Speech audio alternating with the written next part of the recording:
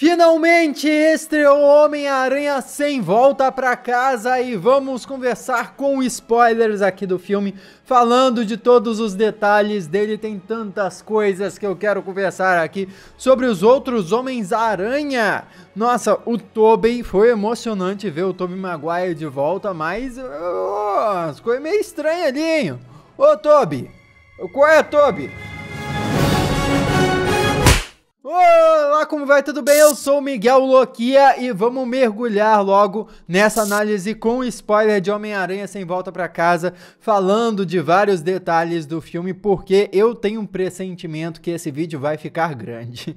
Você que tá vendo esse vídeo pronto aí no YouTube, você já sabe se ficou grande ou não. Se não ficou gigantesco, é porque eu fui bem sucedido em ser sucinto nas minhas palavras aqui. Mas eu quero começar comentando já do início do filme, que foi um início muito louco. A gente pensou que a situação da acusação do Peter Parker sendo culpado pelo assassinato do Mistério fosse algo que iria perseguir o Peter durante o filme inteiro, e acabou que não, isso foi resolvido muito rápido, o que foi muito satisfatório, na verdade. O filme começa num clima muito dinâmico, já coloca o filme lá em cima mesmo, e acaba que no decorrer do filme a gente só fica com a controvérsia do Peter sendo acusado de ser um vilão, mas algo que nunca foi comprovado, e a identidade dele sendo pública, e a opinião pública dividida, né? Se ele é um vilão ou se ele é um mocinho. O mais legal disso tudo é que toda essa sequência do Peter sendo acusado é resolvida com a participação especial do Charlie Cox como o Matt Murdock. Sim, o que era especulado há um tempão de fato aconteceu. Quem acompanha o canal aqui já estava ligado, isso aí já estava praticamente confirmado. Inclusive a descrição de como essa cena seria já tinha saído na internet anteriormente, né? Era o Matt Murdock na sala com o Peter Parker, com a Tia May e com o Happy Hogan. Vazou até uma foto dessa cena aí, mas ver a cena é algo totalmente diferente. E que emoção ver o Charlie Cox ali. Vale ressaltar que provavelmente, Provavelmente, essa versão do Matt Murdock que nós vimos em Homem-Aranha Sem Volta Pra Casa não é exatamente o mesmo Matt Murdock das séries da Netflix, mas sim uma versão alternativa. Como se as séries da Netflix fossem em um universo paralelo. Entende? E esse Matt Murdock aqui, que apareceu agora, é um Matt Murdock ligeiramente diferente. É como se o Charlie Cox, o ator, né, tivesse recebido uma nova chance de recomeçar esse personagem que já deu tão certo com ele nas séries da Netflix. O que eu acho maravilhoso, porque eu tenho os meus probleminhas com as séries da Netflix, mas enfim, isso é coisa para outro vídeo, para uma outra conversa, senão esse vídeo aqui vai ficar gigantesco. E eu gostei muito também como a situação toda da identidade dele ser revelada levou ele a procurar o Doutor Estranho. Pô, ele não conseguiu entrar no MIT, não sabia que podia argumentar com alguém do MIT e pedir para reconsiderarem o caso dele, e foi logo pedir para o Doutor Estranho. Doutor Estranho, pô, é um médico formado, experiente nessa área acadêmica, e ele depois recomendou ao Peter, pô, Peter, você pode ir lá argumentar com os caras, pô, você não sabia disso? E o Peter, lógico, não sabia, tinha procurado o Doutor Estranho antes, e o Doutor Estranho tentou fazer o feitiço. Esse lance todo, é isso que eu falei no meu vídeo sem spoiler, sabe? O contexto, todo o contexto dessa situação fez a diferença. O Peter ir procurar o Doutor Estranho exatamente porque os amigos dele não entraram no MIT, e ele não fazia ideia do que ele poderia fazer como alternativa, e chegando lá no Doutor Estranho, o Wong não impediu ele de fazer o feitiço. Inclusive eu vou falar mais sobre o Wong daqui a pouquinho, mas o Wong não impediu ele de fazer o feitiço como o trailer mostrou, mas no filme final, na versão final no filme, não, na versão final do filme o Doutor Estranho fez o feitiço porque o Wong só falou, me deixe fora dessa, e saiu, meio que permitiu que o Doutor Estranho fizesse o feitiço. Então todo esse contexto que o filme dá tornam essa sequência muito melhor. Inclusive o fato do primeiro feitiço não dar certo é muito melhor. Tipo, as pessoas continuam lembrando que Peter Parker é o Homem-Aranha depois do primeiro feitiço. Foi só um feitiço que deu errado e pelo feitiço dar errado que atraiu várias pessoas que sabem que o Peter Parker é o Homem-Aranha do multiverso. E essa foi uma desculpa excelente. Por que que atraiu esses vilões? Porque esses vilões, no seu momento final de quase morte, descobriram que o Peter era o Homem-Aranha. Olha só, é isso. Tudo faz sentido agora. Impressionante como eles conseguiram encaixar esses elementos todos. Eu fiquei muito feliz. Voltando para o Wong que eu tinha comentado, deixa eu te pedir para se inscrever. Se inscreve no canal, pô. Bora curtir esse papo juntos, como inscritos no canal, ativa as notificações para não perder os próximos vídeos e me dá uma força gigantesca também com esse gesto muito simples. Então, muito obrigado pela sua inscrição e um abração, um beijo lá no seu coração, para você que já faz parte da família Loquia. Enfim, o Wong é o novo Mago Supremo. Isso é maravilhoso, por isso que ele teve que sair, sabe, em viagem, que ele teve que resolver algum problemão. Ele tem outras responsabilidades. É isso que ele estava fazendo com o Abominável, provavelmente lutando lá. Talvez ele precisasse, sei lá, juntar uma grana para resolver alguma coisa no Sanctum Sanctorum. Agora, como Mago Supremo, talvez ele tenha responsabilidades que o Doutor Estranho não tenha. E aí, o Doutor Estranho é o assistente nessa situação. Eu acho isso excelente, porque dá uma responsabilidade maior, dá uma importância maior ao Wong. O Wong nos quadrinhos era um personagem totalmente secundário, assim, um assistente do Doutor Estranho que dificilmente tinha alguma importância. Nos cinemas agora o jogo virou e fica mais interessante, né? Porque dá alguma liberdade pro Doutor Estranho fazer as suas coisas, né? Fazer as suas trapalhadas, vamos dizer assim. E como o Doutor Estranho diz nesse filme do Homem-Aranha, o Wong só se tornou o Mago Supremo por causa de uma tecnicalidade. Essa tecnicalidade seria o blip. Teoricamente, o Doutor Estranho teria se tornado o Mago Supremo depois de ter derrotado o Dormammu, lá no primeiro filme do Doutor Estranho. Nunca foi mencionado claramente nos filmes do universo cinematográfico da Marvel que o Doutor Estranho se tornou o Mago Supremo. Nunca foi dito assim. Doutor Estranho, o Mago Supremo, o novo Mago Supremo. Nunca foi dito. Foi mencionado na série What If, que o Doutor Estranho se tornou o Mago Supremo, mas nos filmes não. Porém, fica implícito aqui, eu pelo menos interpretei que ficou implícito, que o Doutor Estranho se tornou o Mago Supremo sim, porém, como ele desapareceu no blip, o Sanctum Sanctorum, o mundo místico, né, da Marvel, não poderia ficar sem o Mago Supremo durante os 5 anos que se passaram nos acontecimentos de Vingadores Ultimato. Por isso, precisaram de um novo Mago Supremo, e esse novo Mago Supremo foi o Wong. Inclusive, por isso que foi o Wong que abordou o Shang-Chi na cena pós-créditos de Shang-Chi. Olha aí.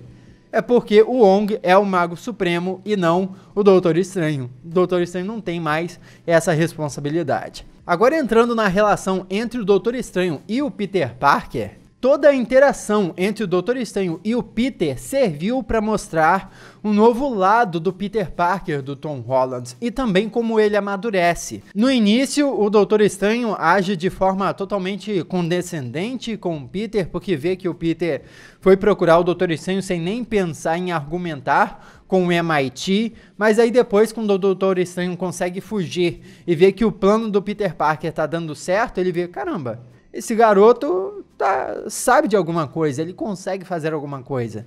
Fora os momentos de interação entre o Doutor Estranho e Homem-Aranha que servem para nos mostrar novos lados do Peter do Tom Holland que são sensacionais, como por exemplo quando o Doutor Estranho tira a alma do corpo do Peter e o Peter ainda assim, por causa do sentido aranha, consegue ficar desviando a caixa da mão do Doutor Estranho. A gente consegue até ver os raiozinhos em torno da cabeça do Peter, que é o sentido aranha. O sentido aranha tá agindo ali, por isso que ele consegue mexer o corpo mesmo sem estar dentro do corpo.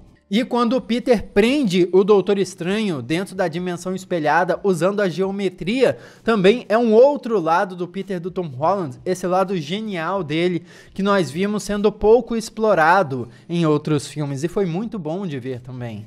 Fora toda a questão moral dos vilões, que aparecem ali por causa do feitiço que deu errado e rola aquele embate do Peter querer ajudar os vilões e por causa disso ele aprende que toda ação tem uma consequência e por isso, com grandes poderes precisam vir grandes responsabilidades. Já que eu falei dos vilões, vamos mergulhar aqui nos vilões logo. Eu vou começar a falar do Lagarto, que é o mais deixado de lado, né? Acho que não tinha mesmo muito o que explorar do Lagarto. É um homem que virou um lagarto, queria transformar todo mundo em lagarto e não tinha muita esperança que nada daquilo iria dar certo. Só estava esperando o caos acontecer para escapar e levar adiante os seus próprios planos. Pelo menos eles mantiveram a personalidade dos personagens e eu achei isso muito legal. Isso dá para perceber muito bem a partir do Homem de Areia. O Homem de Areia é um cara burrão não é muito inteligente, né? A gente sabe, que só quer ver a filha. E é isso que ele é nesse filme também. É impressionante como eles conseguiram manter essa personalidade de todos os vilões, todos os personagens, aliás, porque quando os aranhas voltam, também é assim. Conseguiram manter de forma tão fiel com tão pouco tempo de filme. Assim, eu sei que o filme é longo, mas assim, é muito personagem também. Daí entra o Electro, outro que também conseguiram manter a personalidade. O cara era um nerdão, aquele também é um nerdão. Quando ele tá lá no apartamento do Happy Hogan com o Peter, tem uma cena que ele pergunta se o Lego era do Peter, sabe? Ou seja, é uma ceninha, um momentinho que denuncia como ele ainda é um nerdão por dentro. E toda a busca dele por poder vem do fato dele se achar um nada a vida toda. E aquele poder ter dado a ele a oportunidade de ser algo além, enfim, toda a motivação dele faz sentido. Até o diálogo dele com o Homem-Aranha do Andrew Garfield no final, sobre achar que o Homem-Aranha era negro e de especular, pô, quem sabe em um universo algum Homem-Aranha seja negro, isso aí foi muito, muito legal. E abre as portas para quem sabe um futuro Miles Morales. Eu acho que eu vou conversar sobre isso melhor em um outro vídeo. Porque precisamos falar do Octopus. Duas grandes teorias circulavam em torno da nanotecnologia e dos braços do Octopus. Uma das teorias diziam que o Octopus iria absorver a nanotecnologia do traje do Aranha de Ferro. E outra teoria dizia que o Tom Holland usaria a nanotecnologia para controlar os braços, os tentáculos, melhor dizendo, do Dr. Octopus. As duas teorias foram confirmadas, porque tanto o Dr. Octopus absorveu a nanotecnologia, quanto, depois de absorver a nanotecnologia, o Peter conseguiu controlar os tentáculos dele, o que foi excelente. Foi uma forma prática de conter o vilão até ele ser curado, e depois dele ser curado, assim, Homem-Aranha 2 é um dos melhores filmes de herói já feitos, né? Então, ver o Octopus, que é um dos melhores vilões do Homem-Aranha, ali curado e agindo do lado dos aranhas depois é sensacional. E a gente também teorizou isso, que ele seria curado e ajudaria os aranhas, o que tem tudo a ver com o arco dele no próprio filme dele. O que se conecta com essa história toda, né? Do Peter querendo curar os vilões, os Peters querendo curar os vilões. Isso tudo é tão Peter Parker. Quando eu vi isso começando a acontecer, pô, o Peter tá levando os vilões pra dentro do apartamento do Happy. Que loucura, o cara tá maluco. Mas, pô, faz muito sentido. Faz muito sentido e foi muito, muito legal. E aí a gente cai no Duende Verde, pô. O Willem Dafoe destrói nesse personagem, tanto enquanto ele tá se fazendo de inocentezinho, ajudando e tal, quando ele despiroca, louco, querendo destruir tudo, maníaco do caramba, querendo levar o Peter pra maldade e tal, sendo um coringa, basicamente. Porque essa é uma das inspirações do Duende Verde mesmo nos quadrinhos, é ser uma espécie do coringa do Homem-Aranha. E isso foi muito representado aqui, até a cena final do Peter do Tom Holland quase matando o Duende Verde e o Tobey Maguire impedindo ele, porque é aquele momento, né? O Tobey Maguire, foi o Peter que presenciou a morte do Duende Verde. E ele viu as consequências da morte do Duende Verde no seu universo. Ele simplesmente não queria que o Peter do Tom Holland vivesse aquelas consequências. É a mensagem do filme, né? Toda a mensagem que eu comentei aqui antes. As suas ações têm consequências. E exatamente por isso, com grandes poderes, precisam vir grandes responsabilidades. É uma mensagem para a vida, não só para o Homem-Aranha. Reflita sobre isso na sua vida, no seu dia a dia. É sério. De verdade. E a gente entra na Tia May. Vamos falar sobre a Tia May, né? Porque o Duende Verde também é o responsável pela morte da Tia May, pela cena da morte da Tia May. Durante o filme inteiro, a Tia May tá diferente. Eu não sei de você, mas eu não senti esse lado caridoso, generoso da Tia May sendo explorado nos outros filmes. É verdade que em Homem-Aranha Longe de Casa, ela já estava trabalhando na FIST, que é essa instituição de caridade para moradores de rua. É verdade, ela já estava trabalhando nessa instituição. Porém, ela não tinha essas mensagens motivadoras, essas mensagens heróicas pro Peter e tal. Claro que fica implícito, porque assim, ela não impediu o Peter de ser um super-herói, então a gente imagina. Se ela não impediu o Peter de ser super-herói, é porque talvez ela entendesse que os poderes do Peter implicavam que talvez ele devesse ajudar outras pessoas. Então, fica implícito isso, mas ela nunca disse claramente. Nesse filme, ela diz claramente várias vezes: Peter, você tem uma responsabilidade, é isso que a gente faz, a gente ajuda os outros. E daí já dava pra sentir, ela vai morrer mesmo. A morte dela tem um significado, porque ela tá o filme inteiro tentando passar essa mensagem pro Peter. E essa mensagem realmente fica muito forte. A Marisa Tomei destrói a cena que ela tá ferida ali. Nossa, já dá pra sentir que ela tá fraca ali. Ela levanta muito mal, mesmo parecendo que tá bem. Ela levanta ali meio fraquejando ali, dá pra sentir que ela não tá 100%, até o momento, nossa, a morte dela é terrível, e já tem a polícia chegando porque o Clarim Diário tá do lado de fora acusando o Homem-Aranha. É uma cena trágica, terrível demais. Nossa, de doer o peito, doer o coração. É um dos momentos tristes de chorar desse filme, de destruir. Passando aqui, vamos falar da relação entre o Peter e a Michelle, porque é muito legal ver os dois juntos, né, como namorados, interagindo, como eles se gostam e tal, e é esse romance entre os dois, ver como os dois se dão bem juntos, que torna mais triste, de estilhaçar o coração, ver eles se separarem no final. Mas ao mesmo tempo dá uma esperança, né, porque depois do final, assim, fica aquela esperança de, nossa, eles podem se reencontrar, eles podem se conhecer de novo, eles podem passar por um namoro de novo, eles podem ter, enfim, toda uma relação nova se desenvolvendo. E vai ser legal ver uma relação nova se desenvolvendo entre eles, sem ela saber que ele é o Homem-Aranha. E o Ned Leeds, no meio disso tudo, a gente vai precisar descobrir como é que o Ned Leeds vai se envolver nessa situação. Porque esse filme, ele fez a piada do Ned Leeds não virar um super vilão, né? Eu fiz até um vídeo um tempo atrás aqui do Ned Leeds se tornar o Duende Macabro nesse filme. Eu juntei pistas e tal de como o Ned Leeds poderia se tornar um Duende Macabro nesse filme já.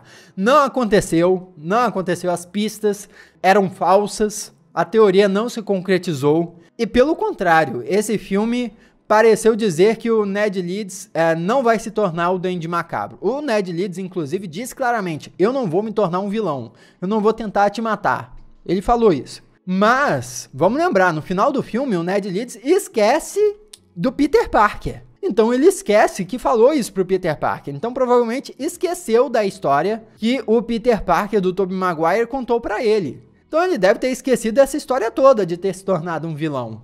Então talvez essa história do Ned Leeds se tornar um vilão e tentar matar o Peter Parker, tentar matar o Homem-Aranha, talvez se concretize em algum momento, se quiserem levar adiante essa história aí. Talvez. Fiquem abertos por causa do feitiço do final, mas enfim. Tem outras coisas envolvendo o Ned Leeds que a gente precisa conversar, como por exemplo o Ned Leeds sendo um mágico. Ned Leeds conseguiu abrir os portais muito fácil, né? Se a gente for comparar com o Doutor Estranho, que sofreu para abrir os portais lá no filme dele, Ned Leeds conseguiu com muita facilidade. Porém, eu não vejo grandes problemas nisso, porque assim, cada pessoa tem uma afinidade diferente. Doutor Estranho pode ter tido dificuldade para abrir os portais, mas os outros alunos no Karmatage lá estavam conseguindo abrir o portal de boa. Então assim, talvez o Doutor Estranho tivesse problema com portais, mas o Ned Leeds e outros alunos não tivessem. Então, nesse quesito aí, eu acho que beleza, não tem problema o Ned Leeds, até porque ele diz que a família dele tem afinidade com magia, né? Dizem, né, que a família dele tem afinidade com magia. Então, beleza, eu acho que é beleza ele abrir portais. O que eu achei mais estranho foi ele dizer, eu quero ver o Peter Parker, e abrir o portal para os outros Aranha. Tipo, peraí, isso aí é novidade. Os portais abrem por comando de voz? Isso a gente nunca viu. A gente nunca viu o Doutor Estranho nem nenhum feiticeiro falando, abra o portal para o Monte Everest, e aí abre o portal para o Monte Everest. Nunca aconteceu isso. Sempre era a partir de intenção, sempre era a partir de, enfim, vontade, alguma coisa assim. Não era a partir de voz, então isso aí foi uma novidade. É claro, se a gente for parar para pensar um pouco mais, tudo pode ter uma justificativa, né? O Ned Leeds pode ter falado ali, quero ir ver o Peter Parker, enfim, me leve até o Peter Parker, eu não lembro exatamente as palavras que ele disse.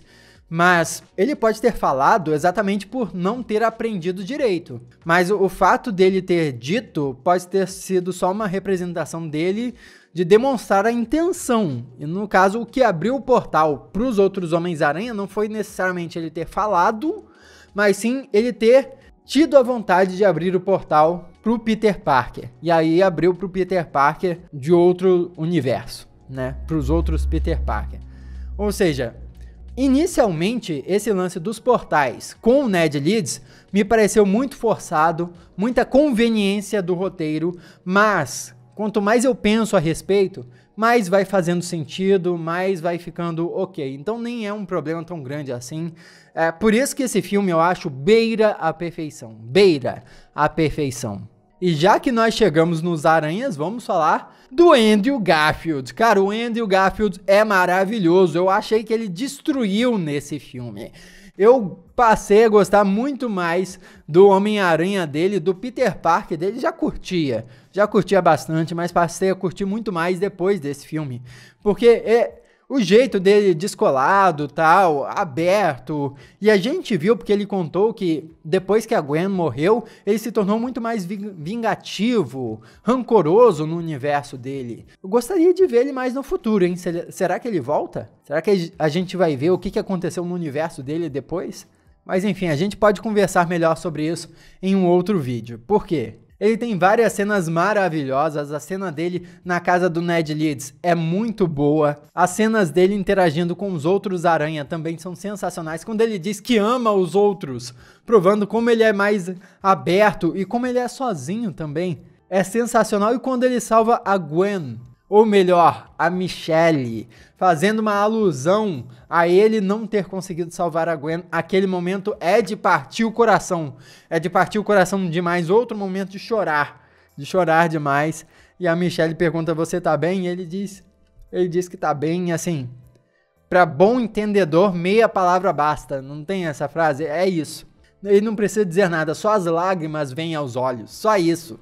Só aí, quebra coração do fã, é isso. E o Tobey? O Tobey, a gente sentiu que a idade bateu pro Tobey ali, né, gente? Bateu ali, e ele parece que tá ali numa reabilitação, não sei. E pareceu que ele tá meio na má vontade, apesar de ter sido emocionante demais ver o Tobey Maguire de volta. Mas dá pra sentir uma diferença absurda, porque todos os outros atores destroem nesse filme, espetáculo de atuação, e o Tobey é o Tobey. É isso, ele tá mais ou menos com a mesma cara durante o filme inteiro, não atua tanto, é isso. Mas ele tem momentos maravilhosos, isso não tem como negar. Ele conta que viveu uma vida com a Mary Jane, isso é muito legal de saber. O momento que o Peter do Tom Holland começa a falar com grandes poderes vem grandes responsabilidades e ele completa. Nossa, é um momento de conexão entre todos, é um momento de união das gerações aquilo. É surreal como eles conseguiram fazer tão tão bem a conexão entre todos esses aranhas e todas essas gerações de filmes. Aí, aquele finalzinho, hein? Finalzinho que o Duende Verde ataca o Tobey Maguire pelas costas só pra dar um susto. Só pra gente ficar achando, ih, caramba, o Tobey vai morrer. Mas não vai não, é só pra você ficar, opa, ih, caramba, e agora? Ah, não, nada demais, nada demais. Bom, claro que no fim da história, o Doutor Estranho volta, o Peter aceita a responsabilidade, pede pro Doutor Estranho refazer o feitiço e tal. E o Peter termina daquele jeito, né? Todo mundo esquece quem o Peter é. E eu achei isso radical pra caramba. Porque todo mundo esquece que o Peter existiu. Existiu a ponto de, assim, os documentos dele foram apagados.